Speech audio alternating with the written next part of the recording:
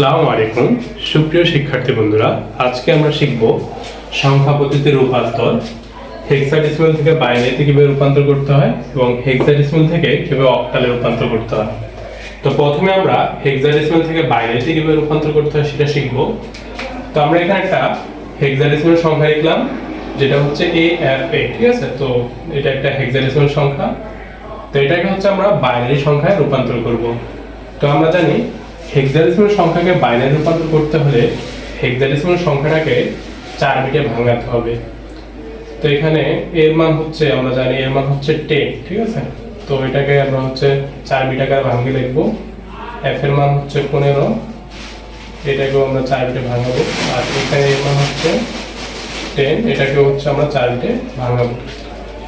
তো এটা হচ্ছে এই অ্যাপে একটা নাম আর কি দিলাম, আগে হেক্সাডেসিমাল সংখ্যা। অনেকে এটাকে আবার কোনো ফুটবল ক্লাবের নামের সাথে রিলেট করতে পারে। তো এখানে এর মান হচ্ছে 10, তো আমরা এটা 10টা হিসাব করব। এই যে 8 এর এখানে অন করে দেব 1 আর 2, 10 হয়ে গেছে। আর এটা 0 দিয়ে অফ করে দেব।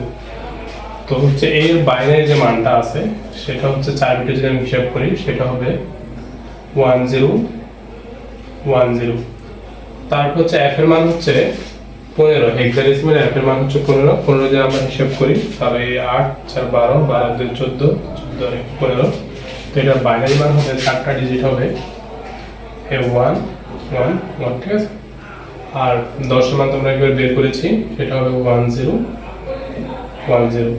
তো আমাদের যে এই হেক্সাডেসিমাল যে সংখ্যা AFA, এটা যদি আমি বাইনারি মান বের করি তাহলে এটা হবে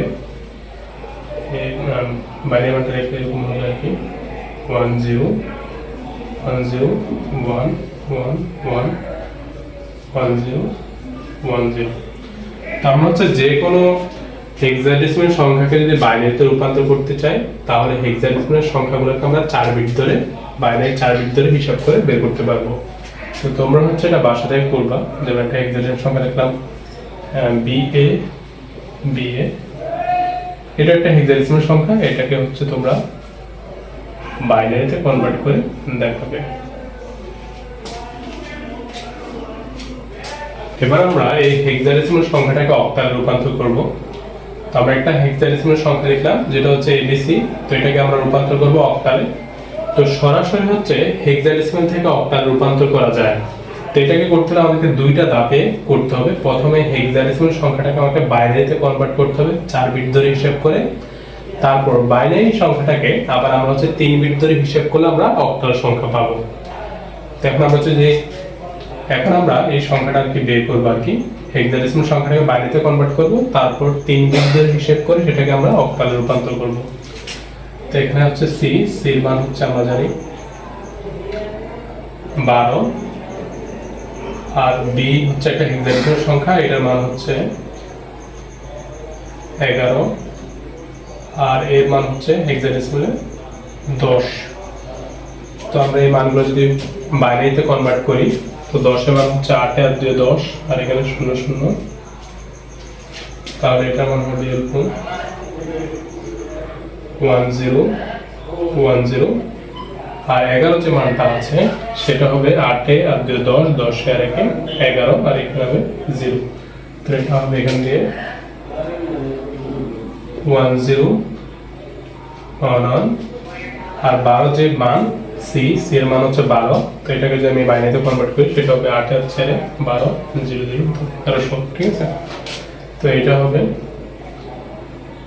1 0 0।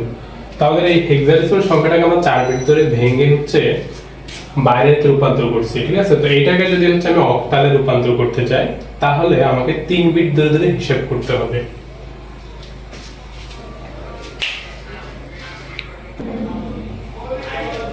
তো আমরা যদি 3 বিট ধরে হিসাব করি তাহলে এটা হবে 100।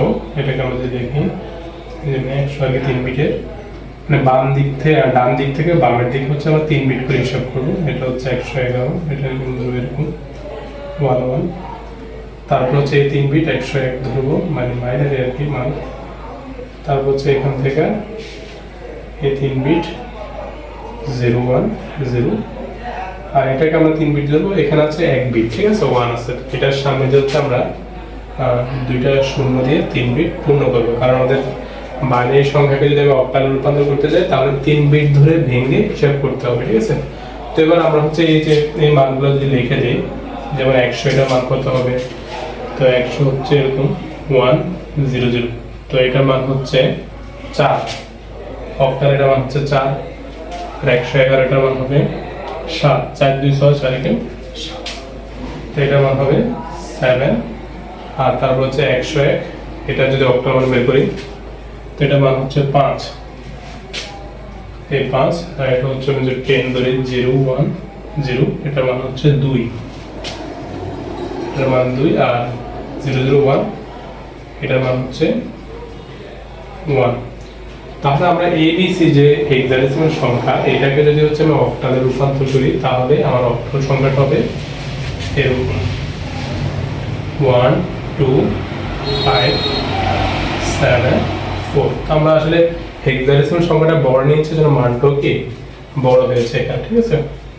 তো তোমরা হচ্ছে একটা হেক্সাডেসিমাল সংখ্যা লিখে দেবে, সেটা হচ্ছে তোমরা অক্টাল মান বের করবা। যেমন আমরা এখানে ডি, ঠিক আছে, এটা ড্যাশ একটা হেক্সাডেসিমাল সংখ্যা, তো এটা তোমরা হচ্ছে অক্টাল মানটা বের করে দেখাবে।